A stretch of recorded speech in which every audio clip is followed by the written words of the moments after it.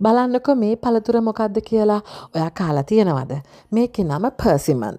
මේ පර්සිමන් කියන්නේ ඔන්න ටොමාටෝ එකක් නම් නෙමෙයි. හරිද? ටොමාටෝස් වගේ මේක ඇඹුල් නැහැ. මේක මී පැණි වගේ පැණි රහයි.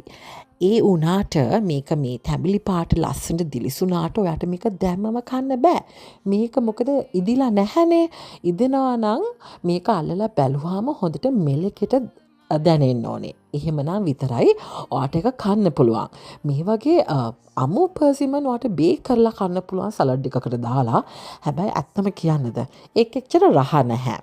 මේක අමුවෙන් ඔයා නිකන් කෑවොත් ඔයාට නිකන් ඩ්‍රයි ෆනි ෆීලිං එකක් එනවා කටේ. මේ පර්සිමන් වර්ග එක එක වර්ග තියෙනවලු. ඉතින් දැන් නිව්සීලන්ත වල තියෙන ෆුයු කියන වර්ගය. ඔය චීනේ ජපානේ ඒ වගේ රටවල් වල මේක හරි ප්‍රසිද්ධයිලු. ගොඩාක් ඉස්සර කලින් වගා කරනවලු. හරිද? ඉතින් ලංකාවේ නම් මේ පර්සිමන් ඔයාට හම්බ වෙන්නේ නැහැ. මොකද ලංකාවේ මම නම් දැකලා නැහැ කවුරුත් එක වගා කරනවා. කොහොම හරි කමක් නැහැ.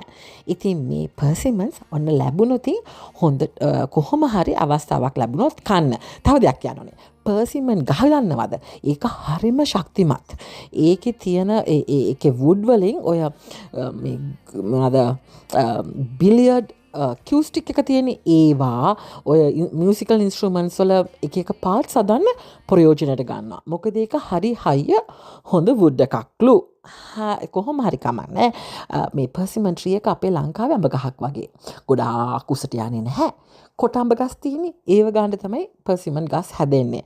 ඉතින් තැඹිලි පාට ගහේ ආවට ඔන්න ඒක ඉදිලා නැහැ. තව දෙයක් පර්සිමන්ස් එන්නේ නිව්සීලන්ත වල නම් ඒප්‍රිල් ඉඳලා ජුලයි වගේ කාලේ. ඒ කියන්නේ වින්ටර් එකට ඇති වෙන පළතුරක්.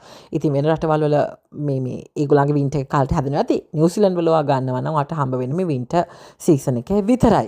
සරලවම කියනවා නම් පර්සිමන් කියන්නේ තක්කාලි ගෙඩියක් වගේ පේන මී පැණි වගේ රස හරි අමුතුම පළතුරක්.